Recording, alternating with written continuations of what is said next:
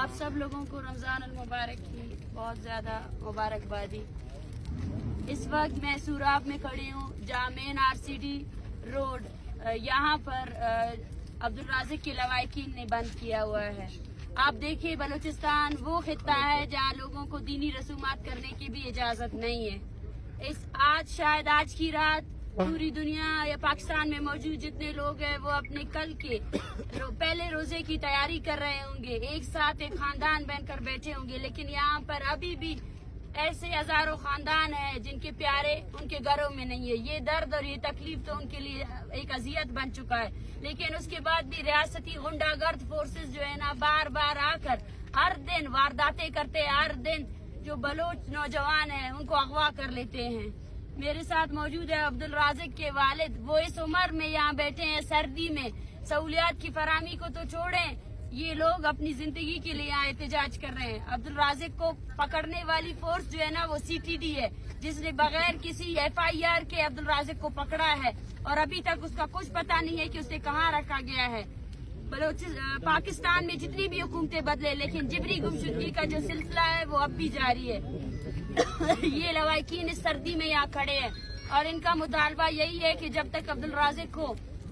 رہا نہیں کیا جاتا ہے تب تک یہ یہیں کھڑے رہیں گے، لیکن ان کا یہاں کھڑے رہنا پاکستان کی جمہوریت اور اس کے آئین پر خود ایک سوالیہ نشان ہے کہ وہ اپنے شہریوں کو تحفظ نہیں فراہم کر سکتی ہے۔ اس باپ کا کیا قصور ہے؟ پہلے بھی اس کے بیٹے کو اغوا کر کے لے کر گئے، 11 مہینے اس کو انلیگل ڈیٹینشن میں رکھنے کے بعد آج وہ اپنی ذہنی توازن بھی کھو چکا ہے، اور آج اس کے بعد وہ بیٹا جو تراویح پڑھنے گیا تھا اس بیٹے کو بھی یہ لوگ اغوا کر کے لے کر گئے ہیں۔ کیا آپ سب لوگ اس ریاستی جبر کے خلاف نہیں بولیں گے؟ کیا آپ سب لوگوں کو اپنے خاندان عزیز ہے تو یہاں پہ جو اتنی خاندانیں اجاڑ دی گئی ہے کیا آپ اس پر کبھی نہیں بولیں گے؟ اور وہ لوگ جو اس سڑک کے اس پار اور اس پار تکلیف میں ہے کہ یہ سڑک بند ہے، وہ بھی انسان ہے، وہ بھی ہماری قوم ہے، لیکن ہمیں تکلیف دینے والی جو ایک فورس ہے وہ ریاست ہے، جس نے مجبور کیا ہوا ہے ہمارے لوگوں کے آج کی رات وہ اپنے روزے کی تیاری کرنے کے بجائے اپنے خاندان کے ساتھ بیٹھنے کے بجائے اس سردی میں اس سڑک میں بیٹھے ہوئے ہیں۔ میں آپ سب سے گزارش کرتی ہوں کہ عبدالرازق کی بازیابی کے لیے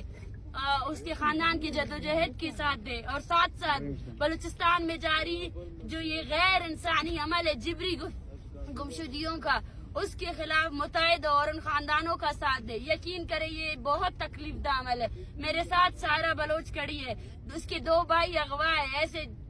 جتنے بھی مہینے آتے ہیں، جتنے عیدیں آتی ہیں، یہ ان کے لیے تکلیف سے کم نہیں ہے۔ وہ جس تکلیف سے گزرتی ہے کہ پوری دنیا ایک ساتھ ایک خاندان ہو کر جو ہے نا رمضان المبارک میں روزے رکھتے ہیں اور دینی عبادتیں پورے کرتے ہیں، عید مناتے ہیں، لیکن ان کے لیے کوئی عید نہیں ہے، ان کے لیے کوئی سکون کا دن نہیں ہے۔ بلوچستان کے لوگ آج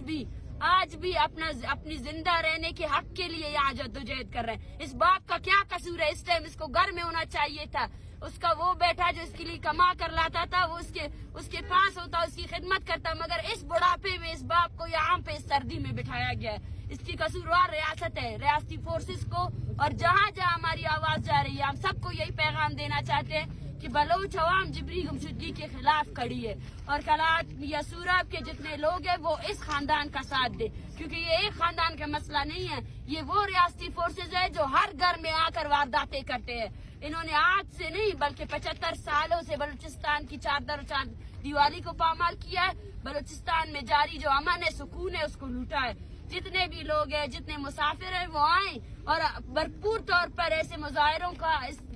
ساتھ دیں، اور جب تک عبدالرزاق کو رہا نہیں کیا جاتا ہے اس روڈ کو اسی طرح بند رکھے، اور اگر کوئی انتظامیہ ڈیتھ اینڈ ڈیف ہے تو اس کو بھی میں یہی پیغام دینا چاہتی ہوں کہ اپنے آئین اور اپنے قانون پر یقین کرے اگر وہ ایگزسٹ کرتی ہے، اور اس طرح معصوم لوگوں کو جو ہے نا اس طرح